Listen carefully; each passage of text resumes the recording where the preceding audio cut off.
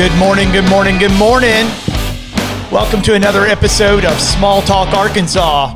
Today is Friday, April the 24th. This is season 1, episode 20. Episode 20? Number 20. What? Number 20. Holy cow. 4 solid weeks. 4 weeks of Small Talk Arkansas. 4 weeks. So I'm your host, Jason Martin. And I'm Tessa Wilmans. And we are coming to you live from our Coronation Kitchen Table studio. Can you tell?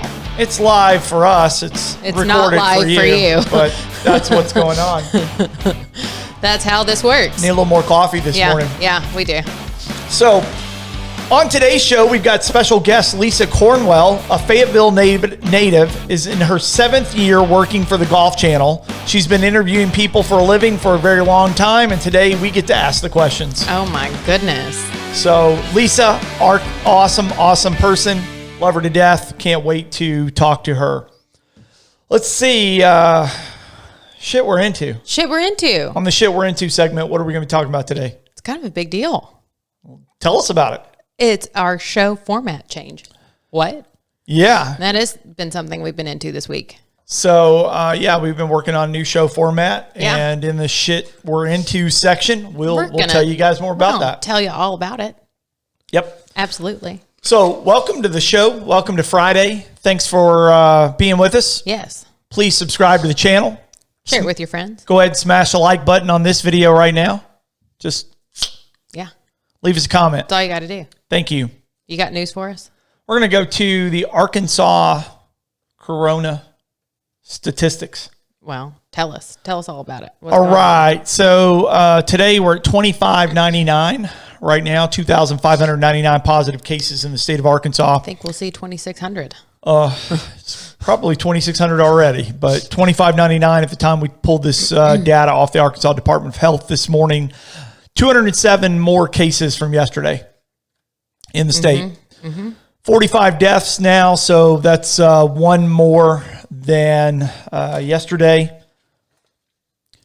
We tested 34,551 total Arkansans have been tested now for the coronavirus, and that's 3,109 in the last 24 hours. I heard the governor was doing a push to test more people. Yeah, crazy how this week we've done over 6,000, 9,000. We've done over 9,000. 9,000? 10,000. Oh my gosh, that is... We've done 9,800 as of this for 4 or 5 days. 5 days of testing this week. Where there's been nearly 10,000. Yeah, 10,000, where all of last week we can round like Asa does. We've done 10,000. We did 5,100 last week. Huh. So that's good. Yeah. That's good that the tests are being done. But what we absolutely see out of that is positive cases. More positive cases. Gee, imagine that. More testing, more cases. What? It's funny how the math works. Science. In the U.S., positive cases now have grown to 869,172. Ouch. It was 26,548 new cases yesterday. And to go back, yesterday the numbers were really low. Yeah, they were. It was like, what, 17,000-ish? 17,000. Oh, wow. So today we're 26,000. So, I mean, we're back up to what normal's been for the last 2 weeks. Yeah, that's what I thought. So, I think this number's about to really go up as Georgia opens today. I'll be interested to see what happens in 2 weeks. You want a tattoo? You want your hair, nails done, a massage? You want to go get a massage? Let's go to Georgia. Go for it. Open for business. Yep, they are. So, I really anticipate that this number will go up dramatically in the next couple of weeks. I don't think that it's proven that there's no chances of it doing the difference. Yeah, it's going to go up. It's gonna. So we're going to skyrocket. Then those states are going to go, hey, where's all our bailout money? Because we put all of our people in this danger, and they did it on our bad advice. and the numbers went through the roof, and the deaths now went through the we're roof, and screwed. yeah, then they'll be like, "Hey, we're going to need a bailout. Hello, can we get some economic disaster money for our state specifically?" And for all the people who injected themselves with household cleaners. Yeah. And all, guys, don't do it. don't do that. That's dumb. That's Dumb. worse than dumb. That's Dumb. I've got lots of thoughts on it and no good words. So we're 49,963 deaths in the U.S. right now. We'll break 50,000 today. That's 3,178 more than yesterday, which is the largest single day growth this entire week. It goes back to Thursday of last week for single day growth. Other than that, as long as we've been doing this show now, 20 episodes, that is the second largest day death rate total since we've been doing this show in 20 episodes. In 4 weeks. Correct. Single largest. Second largest single that's day what I meant. It's clearly not enough coffee. Rate. Yep. Yeah. Oh my gosh. Get your And coffee IV. Oh that might protect you from the corona. Help me with something. All right. County by county. So, obviously we did what's going on? a lot of tests yesterday. So it affects, it affected those counties, affects didn't it? the counties pretty good. Tier 5 counties and Tier 4 counties, 5 Tier 5 counties still, and 16 Tier 4 counties still in the state of Arkansas. No changes there from yesterday, but the numbers, do change. So we're 427 cases in Pulaski County right now. That's up 13 from yesterday. Jefferson County's to 142. That's a small growth from yesterday. It's 6 more than they had yesterday. Crittenden County's 156, so that's 9 more in Crittenden County.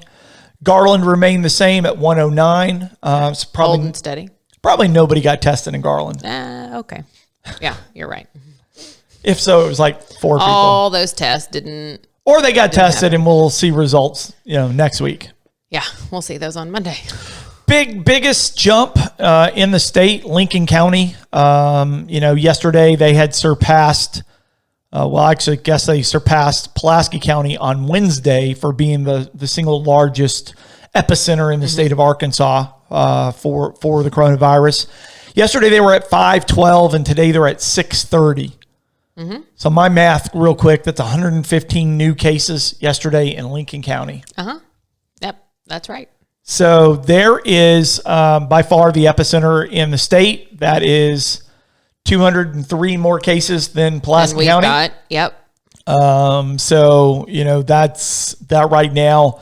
They're holding firm, and Pulaski would have to do a whole lot of stuff to catch them at this rate. But they can contain it. It's no big deal. Well, you look at it's contained. It should be contained unless they start letting folks out. But other than that, it's absolutely contained to some extent. I mean, it's going to continue to probably grow a little bit, but there's the population there is only so many. I know. So, Pulaski still like a third. Can catch up and pass. Well, it can. In time. We've got more people. I'm just saying that's like a third of the prison that has it.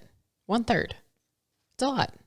It goes back to, folks and they're like walking around with no symptoms and not knowing, bringing it into the prison. Yeah. Whether that was through visitation, whether that was through, the guards that worked there. I don't know. I haven't seen anything that said, hey, here was the first case and this is where it started. But, then it's, I know a lot of states put them in their sales directly. Yeah. From the very beginning. And, I don't know necessarily what we've done, but, from an aspect of 630 cases, largest in the state as far as cases in a county. So moving to the U.S. In the U.S., we did have some jumps like we talked about. We predicted yesterday. New York actually, their numbers today are lower than they were yesterday. So we've seen this time and time again through the 20 days of reporting that there'll be a correction. So, this all goes to, you hear the news stations, it drives me crazy to watch the news stations or listen to the news stations and them report a number, but go, it could be different because of these reporting services or this reporting service, or this number came from here, or this number came from here. What we've tried to do is bring you the numbers from the same exact source every single day. Single time. We've never changed them. So our numbers don't go up and go down unless our single source goes up or goes down. Right, exactly. So for the Arkansas numbers, we take all of our numbers from the Arkansas Department of Health. All of those official ones. All of those links will be in the description to this video if you want to go check those out yourself. And then all of the national numbers we take from the AP. And it comes from Yahoo. It comes from the Yahoo coronavirus tab and section that they've built to track this nationally. And that's where we pull these national numbers from. They seem like the most consistent that are out there. But with that being said, New York does show, yesterday they showed 263,754 cases. Today they show 263,460. So, still up there, still by far the leader in the U.S. by a long ways. Their death rate did go up 20,982 deaths, where yesterday they were at 19,455. So that's still roughly 1,500 deaths. That's significant. 1,500 deaths overnight. Which that seems like a big jump. I mean, does it? What was the day before? Yeah, the day before was 300. Oh, yeah. So 1,500 deaths overnight. That's huge. Still happening. Yeah. In New Jersey, they did break 100,000 overnight, as we predicted yesterday. They are at 100,025 cases with 5,426 deaths in New Jersey. So that is 300 more than yesterday in New Jersey. Lots of folks still, guys. I saw a statistic and saw a science study done on this that 85% of anybody that goes on a vent does not come off. So that goes from a standpoint. Sure, there are cases we've seen stories. You guys, I'm sure, have seen the stories of folks that have come off events and have been discharged from the hospital. But 85%, that's the rate. 85% of the people that go into the hospital, go into ICU and get put onto a vent, absolutely, actually die in the hospital. So I know that's a lot of what we're seeing right now in these larger states with higher infections. There are folks that have been on the vent, have been fighting the fight, and couldn't do it anymore. California is up to 39,561 cases, so they'll break 40,000 today.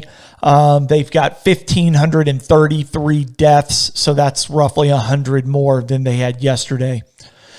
In states that border Arkansas, Louisiana has been, carrying that torch as the epicenter for states that border Arkansas, and they continue to do that. 25,739 cases in Louisiana with 1,599 deaths. So that's 125-ish more than yesterday in deaths. So folks are still dying daily in Louisiana. And, guys, go again. Still getting more cases every day. Compare that to Arkansas, where we're seeing one death a day. They're 125. That's huge. Huge. Texas, 22,650. So that's an additional 1,500 cases, or 1,000 cases overnight, roughly. 604 deaths. So they didn't see quite as many deaths even as Louisiana. 604 yesterday. They were at 569. So that's 35 deaths overnight in Texas. Tennessee had a big jump. They jumped from 7,842 yesterday to 8,266 today. So still a massive, growth going. Tennessee's ebbed and flowed. They go a couple hundred to 400 like this, a couple hundred to 400. Yeah. And, it just continues to be a roller coaster over there. 171 total deaths now in Tennessee. Missouri is at 6,506. That's 200 more than yesterday. 252 deaths in Missouri right now. That's 10 deaths overnight in Missouri. Go back and again, contemplate that to 10 deaths in Missouri to 150 deaths or 125 deaths in Louisiana. Yeah. The state right above us, the state right below us. Wow. That's... Mississippi, just like we predicted, became a Tier 3 state last night. So they moved from Tier 2 status to Tier 3 status. Tier 3 status is 5,001 cases to 10,000 cases. And Mississippi is now 5,153 cases with 201 deaths in Mississippi. So, those states, Mississippi seeing 10 a day in the death rate. We've been reporting now for 20 days, and that number is, continually just kind of risen to the numbers that they're seeing right now. And I mean, as long as these positive cases continue to go up, the death rate will continue to climb. From an aspect, and you go back and look at, us in the U.S. again with 869,000 current deaths. I mean, our cases, right? I'm sorry. We discussed and talked about, I mean, we'll break 1 million, probably this month. Yeah. Don't doubt it. There's 7 days left in the month. Might not break 1 million this month, but we're going to be real close. Yeah. Of total cases in the U.S., especially if Georgia opens back up and other states follow. Mm-hmm. We're going to see, of course, that'll take 2 weeks or so to really hit. And then, depending on our test available or not. 2 weeks from now, I think we will. Right. So Oklahoma is a Tier 2 state. They have 3,017 cases and 179 deaths now in Oklahoma. And that's 9 more deaths than they had yesterday. A little more than 100 more cases overnight. Arkansas, as we reported, and Arkansas has moved into the Tier 2 classification. I was wondering. So we talked about that yesterday, knew that if they continue to grow this week, we would move from a Tier 1 status to a Tier 2 status in states. Tier 2 status is 2,501 cases to 5,000 cases. In Arkansas is now, as we've discussed, 2,599 cases in the state with 45 total deaths. Right. So guys, we report the data, bring you the data, try to look between the lines and give you some information that you might not get from other news sources. We've tried to bring you data from the same sources every day to give you a place that you could come to and get the updated stuff. And be one source for you with that data. And that's what we've tried to do for the last 20 days. So I'll have all the links for all of these will be in the description below, and you guys can continue if you want the sources for this data. It's pretty quick to be able to go to those links. They're the same links every single day. Mm-hmm. Just go to them, click on the new map, and you can look over that data very quickly anytime. And it's updated it's real-time data. So it updates all the time on its own. In other news, local news here in Little Rock, Little Rock has decided, the weather is going to be beautiful this weekend. Saturday and Sunday are supposed to be absolutely phenomenal days. So a lot of people are going to want to get out and do some things. Little Rock has decided preemptively to close 6 of the parks. So these parks are closed today, tomorrow, and Sunday, and that is Murray Park, including the pavilion and the sand volleyball areas, Remmel Park, Barton Park, Boyle Park, Crump Park, and MacArthur Park Dog Park. So the MacArthur Park Dog Park, lots of folks always go out there from downtown and the area taking their dogs. And that's closed as of today through the weekend. And guys, we know folks already. We've had people tell us that they've been to some parks in the local area and were issued citations. Yeah. So we want to bring this information to you so that, guys, you don't get one. They're closed. They are closed. I'm sure there's signs that are posted there. I hope so. But, by all means. Don't go trying to go to a park this weekend. Yep. Going forward in this time, if you decide you're going to go to a park, it's probably best to go to the Little Rock City Parks website. I'll put a link to that below and check and see if the park is open before you head out and head down there. Because a lot of the parks have been over the last month, opening and closing or limiting the amount of people that are, able to enter the parks, those types of things. So it's best right now in these situations just to go out and check that information before you decide to load up and head out that way. True. If you guys like what you're hearing, why don't you do us a solid and subscribe to our channel? We have reached over 1,000 likes and follows on Facebook this week, and we are super stoked about that. But we need all of y'all to go over, hop, skip, jump over to YouTube and subscribe. That is going to help us out more than you know. Subscribe to the channel, guys. Please share it with your friends. Share it through social media. Tell them, check out Small Talk Arkansas. We appreciate your support. We sure do. That's the sound of a special guest, isn't it? It is. We've got a special guest today. Who's in the house? On the show today, we've got Lisa Cornwell. She's a Fayetteville native. She's in her 7th year working for the Golf Channel. She's also recently has been tapped to do the play-by-play work for the PGA Tour Live and Fox Sports. Prior to the start of Golf Channel, Cornwell worked as a local television for NBC, CBS, and ABC affiliates in her Mississippi, Tennessee, and Ohio. She's also worked as a host, reporter, and a play-by-play announcer for the Big Ten Network. She's a big deal. Sounds like it. Lisa's a big deal. Cornwell has also been a golfer her entire life, earning status as a 3-time All-American junior golfer at 4-time Arkansas Women's State Amateur Champion and the 1992 Arkansas Female Athlete of the Year. She played college golf for SMU and the University of Arkansas. Last fall, she was inducted into the Arkansas State Golf Association's Hall of Fame. OMG. Yeah. Lisa, you've done it all, girl. We normally don't get distinguished guests like this. Lisa, are you with us this morning? I am. Thank you guys for having me. I should probably take out the 1992 date because that just shows how old I am. That coupled with, if you're in a Hall of Fame, you're old, right? Well, I think you hit both of those at a very, the 1992, you were only 10, right? 4. Yeah. 4. I was really good at the age of 4. You were a Tiger Woods prodigy. Oh, man. Yeah. You know it. well, thanks for having me. Absolutely. Welcome to the show. Thanks for being us here this morning.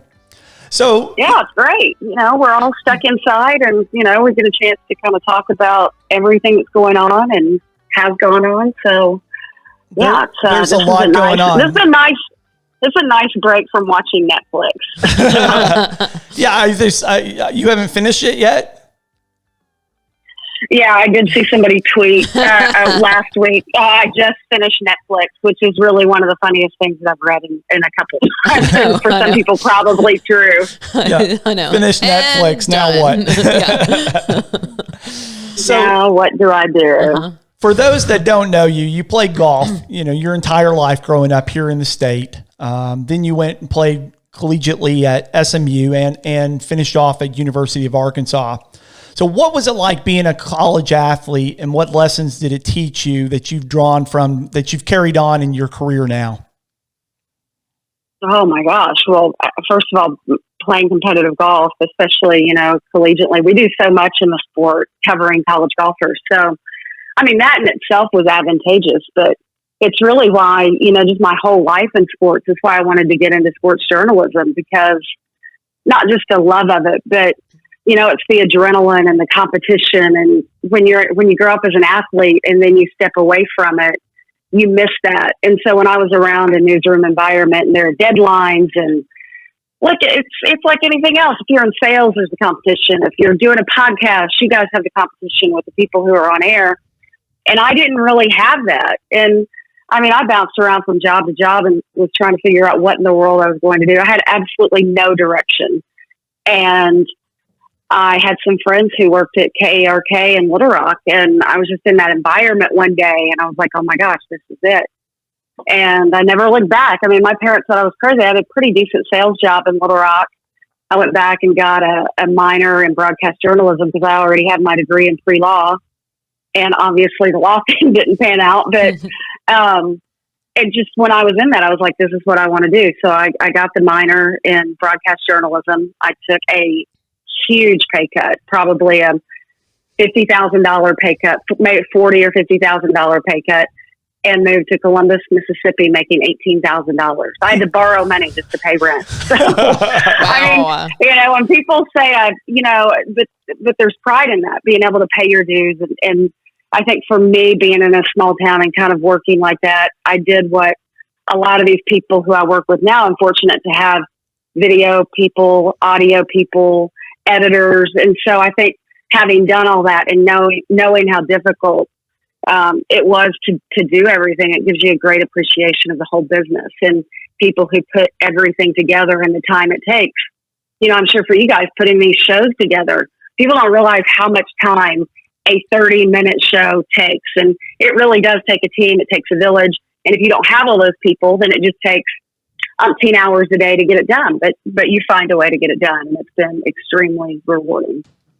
Absolutely. So that's awesome. You had that, being a college athlete, being an athlete yourself your whole life. I mean, playing golf is a little different than team sports in the fact that it's more, you're playing against yourself than the other golfers, but you have that competitive nature that makes you who you are and builds character and kind of drives you. And so you've taken that same drive into life, and that you are absolutely competitive, even at what you do right now, and it shows. And you took your lumps or whatever that might have been. I mean, as we all do as athletes, you don't win ever. If you won everything, you would still be playing.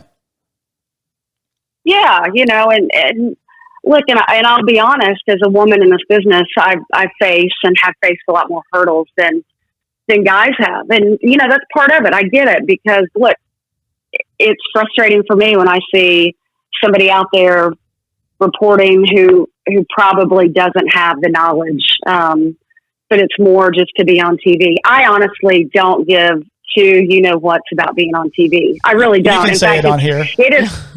I can. Okay. Well, it's the least favorite part of my job. I don't like being on TV. And I always tell the people who I work with, get the shot off me as fast as you can, and get to the B-roll, or get to the analyst, or get to, number one, I'm a woman, and I sit there and analyze how I look. But number two, it's not about me. And I think that's what, as a former athlete, I grew up also, I played every sport with the guys, and then I played basketball all through high school. So it's about that. But I think that the credibility as a golfer, especially working in golf, that's nice, because I don't have to face the hurdles that maybe I did when I was covering football for the Big Ten Network, even though, I grew up watching every single Razorback game and every single, younger Southwest Conference. And then when we went to the SEC, those games, I'm a huge sports junkie, but, you really have to earn it. And I guess that's the part, having played college golf, working in the golf business, so many people have come up to me and said, we know about your background. We can tell you know the game, and to me, that is the biggest compliment, when people tell me that they know that I really have had a long life in the sport just by watching me report. To me, that's what makes me the most proud. Not, oh wow, you looked really pretty today, or not that I get that a lot anyway. I'm not that kind of person, but that's what I strive for. I strive for the knowledge, because in anything that you do, knowledge is power, and that's where the confidence comes from for me. That's good. That's a great point for all of the, anybody that's young millennials that might be, listening to this today, is, you definitely get power from just knowing more than the others know. You stand in the room and you've got that confidence that you know what you know. And Lisa's definitely got that in the golf world. You were elected. Knowledgeable people will always be successful. They will always be successful. I'll just say this: one of the best people I've ever heard speak in person was the former Secretary of State Condoleezza Rice, and she was talking about growing up in the South as a young Black woman and facing racism. And her parents always told her, to combat racism and being a woman, that she had to be twice as good. Don't be angry about it. Just be twice as good. And look at her. She's twice as good as everybody else. If you are twice as good and you're knowledgeable, you will always be successful. Always. Yeah, she went on to Harvard and is just an amazing, so smart. I wonder why she hasn't been on anybody's ticket yet.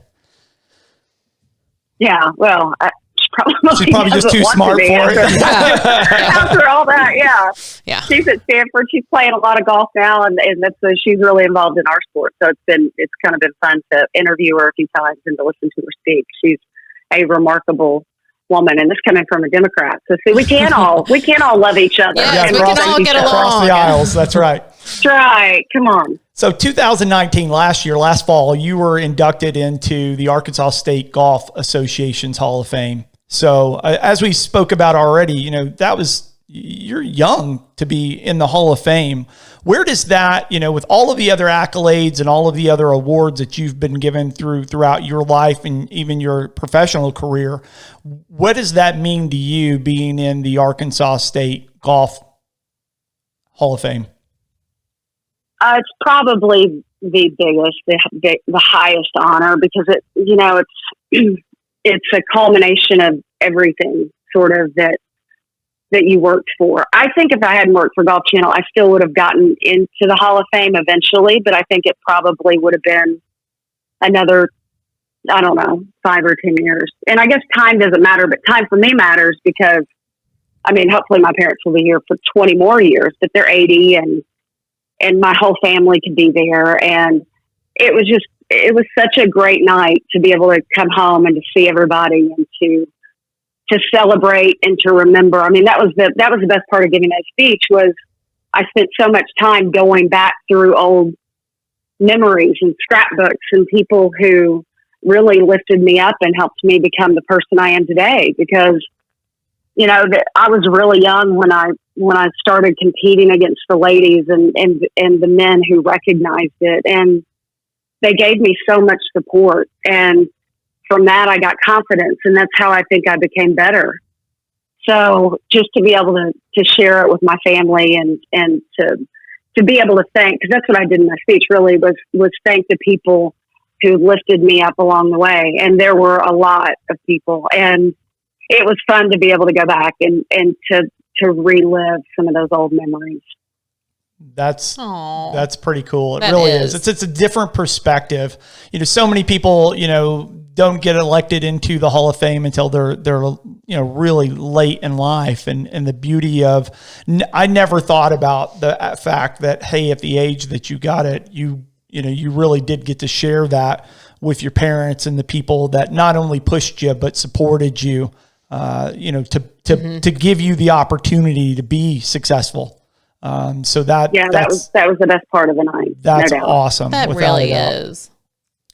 So, with your broadcasting degree, you've interviewed tons of people across all walks of life.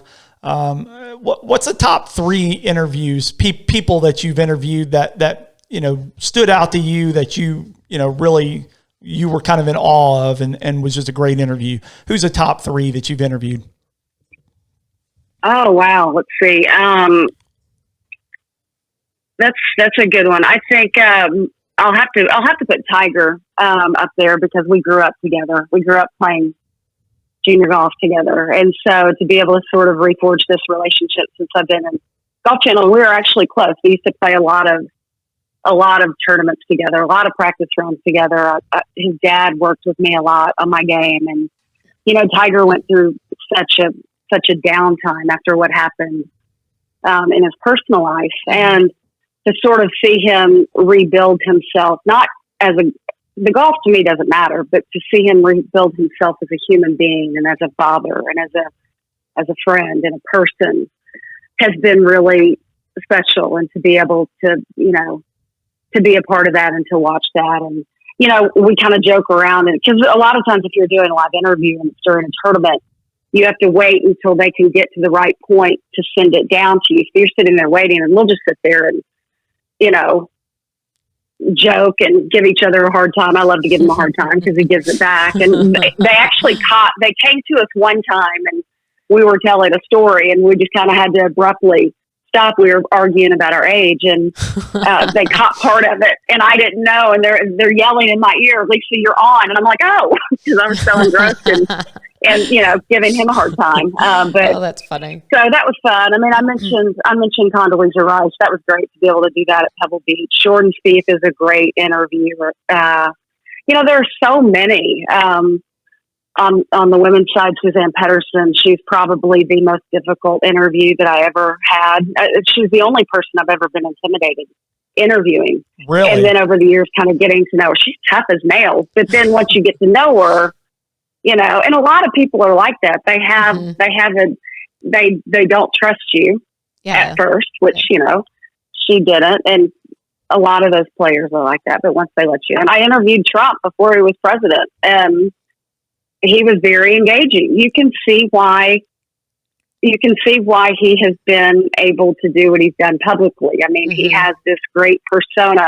Yeah. I'm not a Trump fan, but I can sit here and tell you that the man has charisma. You don't do the things that he's done in life without having that. But he was and at that point I didn't have any problem with him, but he was a great interview and I will give him that. And like, I don't sit here. I'm not one of those people every day. I just look up and try to see what he's done wrong. I mean, every day he's our president. I hope that the right things happen, but regardless of politics, I can openly say that he's probably one of the best interviews that I've had.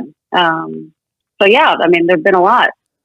So you've interviewed golf and non-golf. You've interviewed multiple presidents in your time. Yes, I did a couple sit downs with Bill Clinton out in California, and of course, I mean, like, I'm partial to Clinton. A lot of people know that he's my cousin, and so we're still really close. In fact, we've been texting back and forth during this whole thing. I don't know if anybody's, he's literally staying home, and this is a man who travels around the globe nonstop, and so this has really shut him down. But that was a weird one. That to me, obviously, he's great with anybody. That was weird though, interviewing a family member and somebody who you know well. And I'll say this: it's difficult interviewing somebody like Tiger, who I've known for a long time, but we can still stick to golf. But then I have to turn off with Bill. I had to kind of turn off that side of it and act like I didn't know a lot of these questions. And that was weird. I bet. That's why I didn't say he was one of my favorites. Obviously, I listen to every interview that he gives because, the man's brilliant. Absolutely. But it was weird for me to interview him. But it was you did such a good job. I mean, those are great interviews. I mean, they really, really are. And he was excited. He was, you could, see he was lit up to be there, be interviewed by you. And, they're just fun for me to sit around and watch. Yeah, well, thanks. It's fun to be able to say that those things happened. It feels like so long ago. Well, you're always around, celebrities. I mean, you look at different pictures that are put out there. You can go, search your name on internet and hit the images and you said, hey, there's a lot of gorgeous pictures of you out there, Lisa, just by the way, but you're out there hanging out with Keith Urban and Justin Timberlake and, on and on and on. You're always running across, celebrities with what you do. I know, well, I guess probably Justin, you guys were out at Pebble Beach then?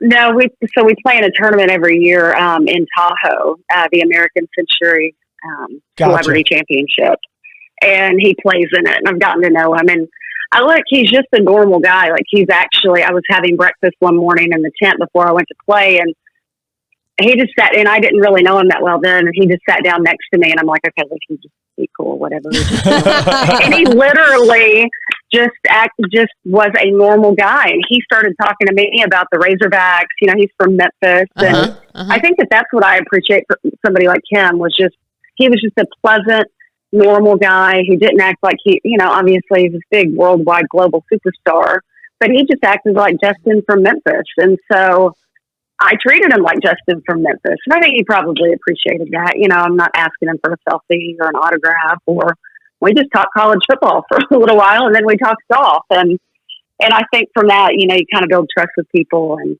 you get to know them when you see them year after year. And he's been a really fun guy to get to know, just because he loves Memphis so much, and being as close to Arkansas, you know, we have that connection, and he loves the game of golf. So yeah, there's a lot to talk about. Just like Tiger, just a normal, average, everyday guy. Yeah, just normal dudes. Yeah, he's a little more laid back. You know, Tiger's no big deal. He's intense. Tiger is. You have. Oh yeah, you have to. But then he turns it off. But yeah. That's funny. So anybody that you've been nervous being around or interviewing, anybody that you're just like, you know, kind of like we just said, was sitting down beside Justin, no big deal. I'm not a fangirl. This is doesn't affect me at all. You're totally normal. Totally normal. Is there anybody that you've been around that you're like, holy crap, this person is right here live 5 feet from me? I think really the first time with Secretary Rice. I think that was probably because it was a live interview. A lot of these I do. Sometimes they're taped and sometimes they're live. But I think probably more people like her. Sports celebrities don't affect me as much, or a Justin Timberlake, or just because, not that they aren't important, they are important.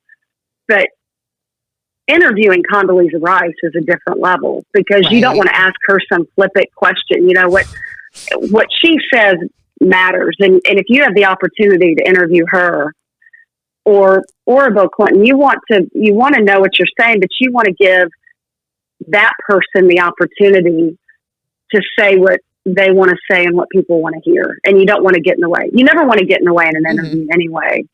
But really not trying to it would be really easy with Dr. Rice or Secretary Rice to try to ask a long question with too much information. And that is the exact opposite of what I would need to do. So it's set her up, let her go, get out of her way. And I think that was, for me, that was really, and I try to abide by that rule with everybody I interview, but with somebody like her, of her stature, it's even more important. And so I would say I was probably the most nervous interviewing her. And then after a controversy, like I did interview Lexi Thompson after a rules infraction, and that's always difficult. Like those things, you really have to be on your toes. You know, you can't.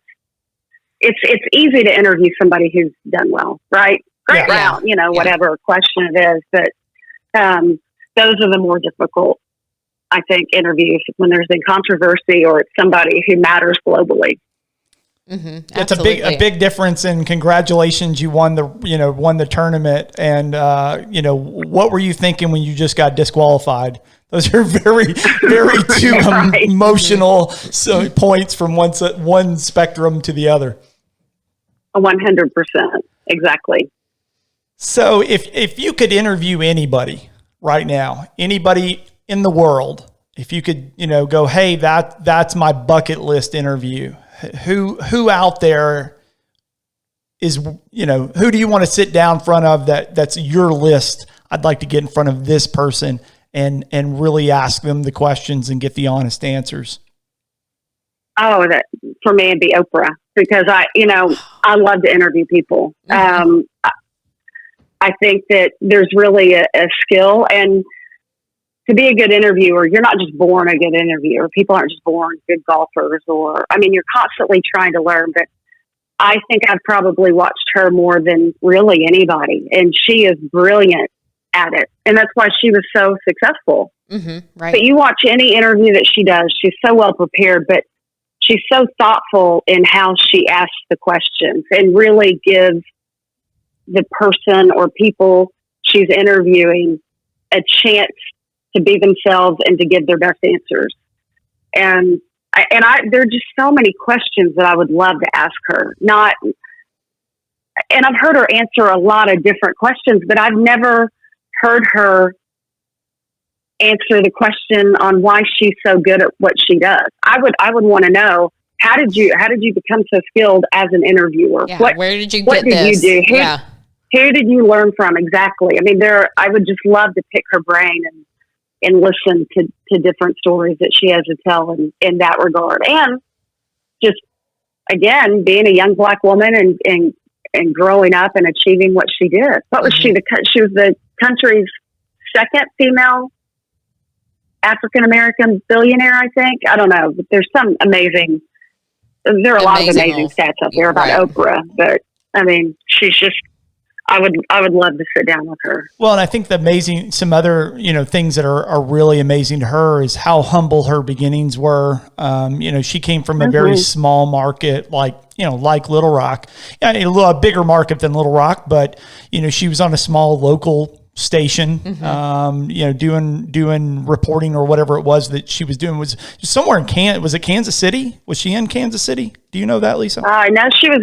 I know she was in Baltimore, but I don't know if she worked anywhere before Baltimore. I don't know if she may have started there, but okay. All right. Well, and maybe she, I don't know. I was somewhere and I'll ask her when I get her. There you go. Yes, yeah. there you go. Where did you start? And inquiring minds want to know. You've been doing this for so long, and you've been so great. Nobody remembers. So, but everybody here remembers you're a local girl, Fayetteville, Little Rock, Arkansas. How often do you get to come back now? I try to come back every season. So four or five times a year. And I split time. My sister's still in Searcy and my cousin's in Little Rock and my parents are in Fayetteville. And of course I have friends more in Little Rock than I do up in Fayetteville. But I try to get home as often as I can. They're talking about restarting this PGA Tour and LPGA Tour schedules. And every year I go home for the Walmart Northwest Arkansas, the LPGA tournament. And unfortunately this year, if they start the way that they're predicting, it will conflict with a PGA Tour event that I have to cover. So I'm really bummed about that. But, coming home for me is just kind of good for the soul, just to see everybody. And I feel like it was yesterday that I lived there, going down to the Faded Rose and hanging out with my buddies who own the place, Ed and Zach David, and getting to see all them. And, Arkansas just is always special to me. It will always be special. I will always go home as often as I can. And it's just a lot different. It's a different vibe. Even from being here, I live on a golf course and I don't play golf as much here as I do back home just because it's different. And maybe it's just because it's home, but I get home as often as I can. It's never often enough though. We had Tony Poe on the show this week, and Tony and I talked about offline. We talked about where Tony and I met at your house, and just such a character, and we've stayed in touch, and great guy, and he's like, I love Lisa. I love me some Lisa. And I was like, I love me some Tony. He's one of the most interesting people I've ever met, and he's been everywhere in the world. I remember he was like climbing a mountain in Russia. I'm like, who are you? Who is this guy? And now he owns this bar downtown. He's so fascinating. I love people like Tony who are just different, but grounded, and he's interesting. I mean, anybody who's been the places that he's been is just full of interesting little facts and knowledge and tidbits and stories. So I can't wait to go back and listen to your show with him. I think we awoke something to him this week because he's been getting ready to put together his own podcast to tell all of his travel stories. He posted a picture of a microphone. So he's been sending me pictures every day. Something. So, Tony. I'm surprised he didn't ask to be another co-host with you guys just from that day. Well, we've got another chair. So. Yeah, we sure do. That is funny. You come back to Arkansas, we've got a chair for you. Okay, fantastic. You have to turn, you'll bring up the level of our show dramatically. No. You guys are doing just fine on your own. You're doing great. Well, thanks. Lisa, we appreciate your time so much this morning. Thank you for being so generous and jumping on with us. And we will, we'll continue to follow you and continue to give everybody updates on what's going on with you on our show. And I know you've got a lot of followers and a lot of people that around home, consider you royalty. So lots of folks care about you here, know who you are, and we're a small state, so we love those that go off and become successful and carry the flag well, and you've always done that. Well, I appreciate you saying that. Arkansas means a lot to me, Arkansans too. Every time I see a license plate or a Razorback, it could be ASU. I don't care. It is always special to me. So it's great to be on with you guys. Thanks a lot for having me. We'll do it again. Absolutely. Thanks, Thank you. Lisa. Have a great day. You too. Bye-bye. Bye. Lisa Cornwell, y'all. Yeah. So she's a cool person. She's been everywhere, done everything. She's met all the people. And except Oprah. Oprah, where are you? Yep, Oprah. We know you're watching our show. Yeah, we can hook you up. We can do that for you. You should. Lisa is another female broadcaster worthy of an interview. So absolutely. Have your people contact her people or contact us. We're a little easier. Yeah. Except we are our people. We'll make that happen. So Lisa, thank you so much for being on the show. We certainly appreciate you joining us today. And you guys all follow her in her golf channel. We'll put some links of some of the stuff down below where she can be found out and about. So absolutely. There it is. That's the sound of shit we're into. That's the sound of shit we're into. Shit we're into. What shit are we talking about today? We are talking about our show format change. Our show. We've been doing this for 4 solid weeks now. 20 episodes we've given you. Yeah, but since we've been from home, doing this from home for 20 episodes, 4 solid weeks, and it's been in the middle of this coronavirus. It feels like 4 years. It kind of does. 4 months. Yeah. I know it probably feels like that to you guys being home and not getting to go out and do things. So, we're going to make some changes to the show starting next week. We are. I'm excited about them. Yep. We've listened to our viewers and people that watch or listen to our show on a daily basis. We've actually, polled you guys, asked you guys what it is you wanted to see. We've looked at the analytics and saw what it is that you do watch and what you don't watch, what you check out and what you don't check out. Starting next week, we're still going to do a show 5 days a week. We are. You can find us. Air 5 days a week, just like it is now. We'll continue to bring, fantastic interviews or fantastic people, interesting people. People you want to know. You'll enter that our local Arkansans got things going on in the state and have a perspective or a point. And we'll continue to bring those to you 5 days a week. We're not going to do the coronavirus news on a daily basis anymore. No, we'll probably touch on it. We may touch on it from time to time, and by all means, if keep you posted. If there's serious big news on it, we'll absolutely talk about it. Drop out some small bits of information here and there. If it breaks your heart and you just can't stand us not giving you that on a daily basis, let us know. You better leave us a comment. Put in the comments below. Yeah. Yep. Absolutely. So coronavirus, we won't be touching on that. We will be doing the interviews 5 days a week. And then the shit we're into segment that we're talking about right now. Absolutely. We're going to try to kick it up a little bit. Yeah, we are. So we're going to bring you some product reviews. There'll be some changes some to locations. We'll do some things at some different locations so that all of them won't be brought to you from this Corona Kitchen table studio. The table. Table. Yeah. We're getting out there, y'all. We're going to get out, do some things. Or if we do them from here, those to-go orders, the restaurants, the takeouts, the bring-ins. I need more burgers in my life. We're going to do some food reviews, maybe some things, folks have some of the shows and some of the segments that have done really well.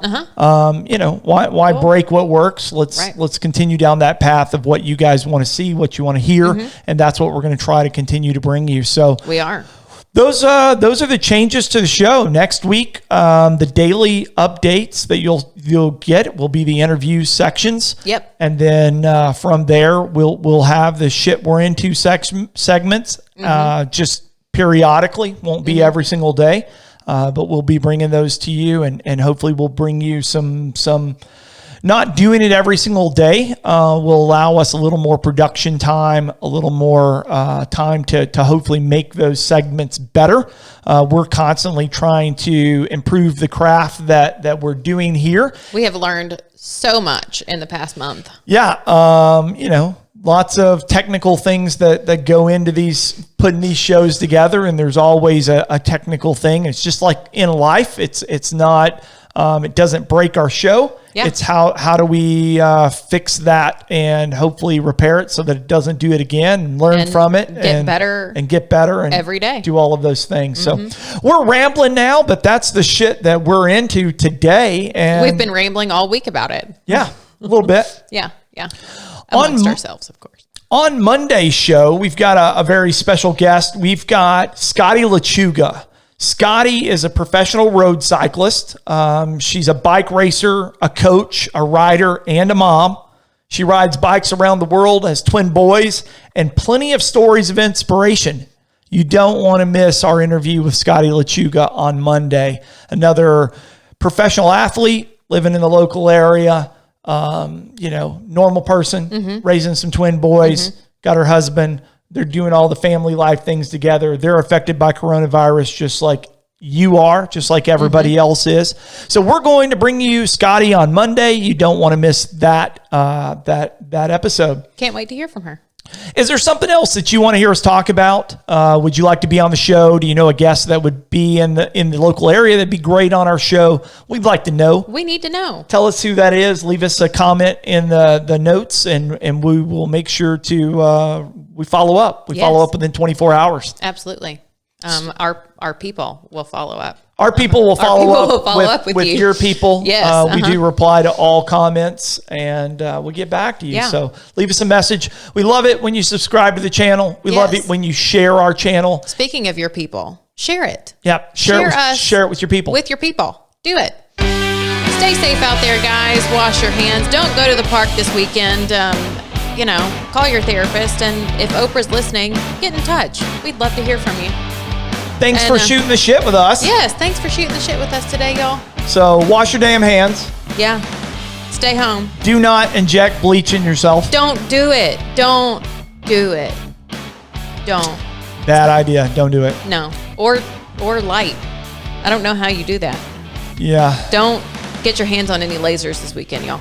Y'all stay safe. Stay indoors. We love y'all. See y'all on Monday. Stay in the backyard. Then go to the backyard. You can go to the backyard. Yeah, there you go. Take a walk around the neighborhood. Bam. Do all those things. Do it. Get out a little bit. Get you some exercise. Stretch. Get some sunshine. We all need a little sunshine in this area. It's going to be storms today, so make sure you stay safe from the storms. Stay safe from the corona, and we'll see you guys on